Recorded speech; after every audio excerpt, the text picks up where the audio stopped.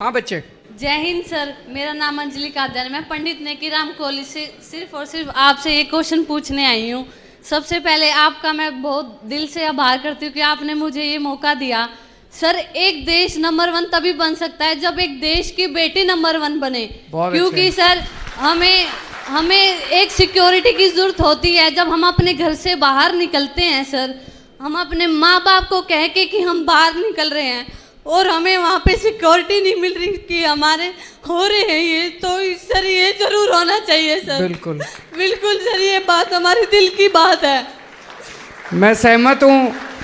ये इनके दिल की बात इन्होंने अपनी नहीं, बल्कि जितनी बेटियाँ आज अपने घर से कॉलेज के लिए निकलती है, किसी काम के लिए निकलती है, उनके माँ बाप को इतनी चिंता रहती है कि पता नहीं सुरक्षित वापस आएगी क्या। बच्चियों को इतनी चिंता रहती है कि हम सुरक्षित वापस जा पाएंगे क्या।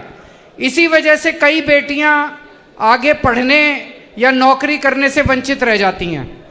अगर हम अपनी बच्चियों को सुरक्षा नहीं दे सकते तो फिर लानत है ऐसी सरकारों के ऊपर, लानत है ऐसे सिस्टम के ऊपर।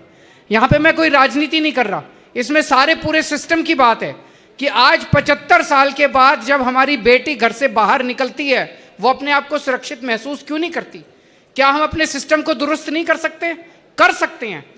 जब भगवंत जी की सरकार बनी थी पंजाब के अंदर, हम घर घर में जाके यही बोलते थे कि ऐसा क्यों है कि उनको सुरक्षा नहीं मिलती। ऐसा इसलिए होता है क्योंकि जब एसपी की, डीएसपी की, आईजी की, डीआईजी की, इनकी ट्रांसफर पोस्टिंग होती है तो उसमें पैसे चलते हैं। जब उसमें पैसे चलते हैं, कोई पैसे देके एसपी बनेगा, कोई पैसे देके डीएसपी बनेगा, तो फिर वो तो बलात्कारी के साथ ही जाएगा। फिर जब किसी लड़की के साथ छेड़खानी होगी तो वो बलात्कारी से पैसे लेके पैसे निकालेगा अपने। जब से ये बने हैं, एक भी ट्रांसफर पोस्टिंग में, पुलिस की एक भी ट्रांसफर पोस्टिंग में पंजाब में पैसे नहीं चलते। जाके पूछ लो किसी से भी। अगर हमारा सिस्टम ईमानदार होगा, अगर हमारी पुलिस ईमानदार होगी, मजाल जो किसी बेटी के साथ कुछ हो जाए।